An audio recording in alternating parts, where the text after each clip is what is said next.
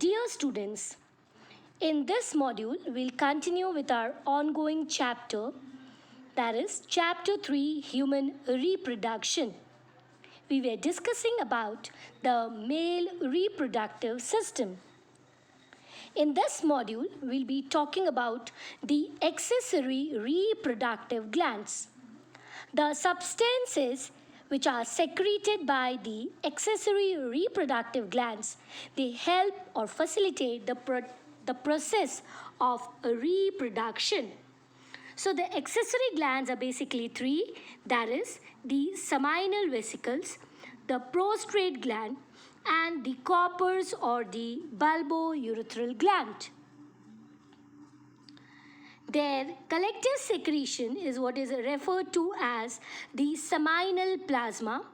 It is rich in fructose, calcium, and enzymes. So seminal plasma along with sperms makes up the semen.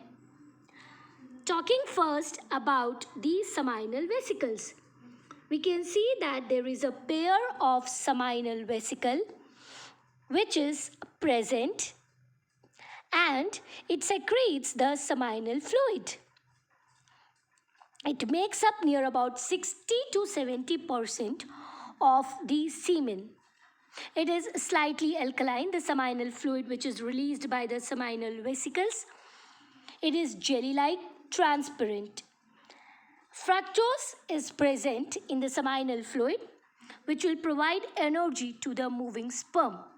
Also, there is presence of several proteins. Moving on to the next, that is the prostrate gland. So, talking about the prostrate gland, their location is below the urinary bladder. It is unpaired and it is made up of 5 lobes in case of human male. It secretes alkaline prostatic fluid which is milky, thick, sticky or jelly-like. It constitutes near about 30% of the semen and helps in sperm activation.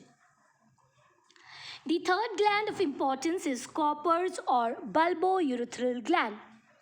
It is a pair of glands which is found on lateral side of urethra, as can be seen in the diagrammatic representation. It is situated in membranous part of urethra and it opens up into penile urethra. It secretes, the basic function is secretion of slimy jelly-like fluid which is slightly alkaline, and this helps to destroy the acidity of urethra and it helps in the movement of the sperm.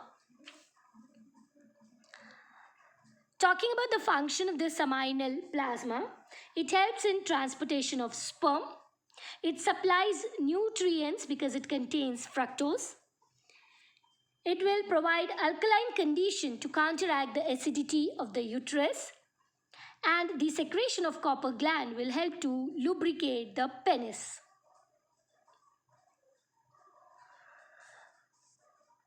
In man, perineal or rectal glands are absent.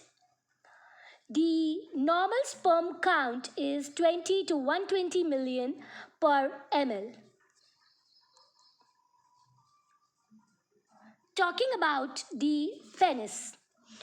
Urethra, as we can see in the diagrammatic representation, it continues into a muscular or tubular organ which is basically referred to as the penis. The terminal part of the penis is bulging, as can be seen over here, and it is called as the glans penis.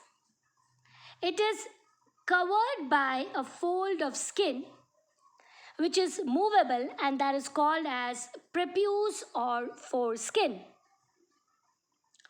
Prepuce is attached to the base of glans with the help of elastic cord. The body, when we talk about the penis, it is made up of the mass of tissues, corpus cavernosum and corpus spongiosum. So the cavernosa, it does not reach the end of the penis, but it spongiosum, it continues into the glans penis. Throughout its whole length, it is traversed by urethra. The base of glans penis has projecting margin called as corona glandis. The external opening of the penis is called penile or urethral meatus. Now, talking about the male reproductive hormones. The first, it is FSH, that is follicle stimulating hormones, that binds with the FSH receptors to the Sertoli cells. This causes the cells to grow and secrete various spermatogenic substances and also androgen binding protein. Androgen binding protein, that's the second important hormone, which concentrates the testosterone inside seminiferous tubules. Third is luteinizing hormone or LH. It stimulates the Leydig cells to secrete testosterone. Fourth is inhibin, which is secreted by Sertoli cells in response to excess spermatogenesis. Fifth is testosterone, which is secreted by the Leydig cells. It is essential for development of secondary sexual characters for the production of the male gamete, that is the sperm. It also gives negative feedback to hypothalamus to suppress the excess secretion of FSH and LH. In this video, we had carried out a detailed discussion on accessory reproductive glands, talked about penis and the important male reproductive hormones. Hopefully, you must have garnered all the concepts thoroughly. Thank you.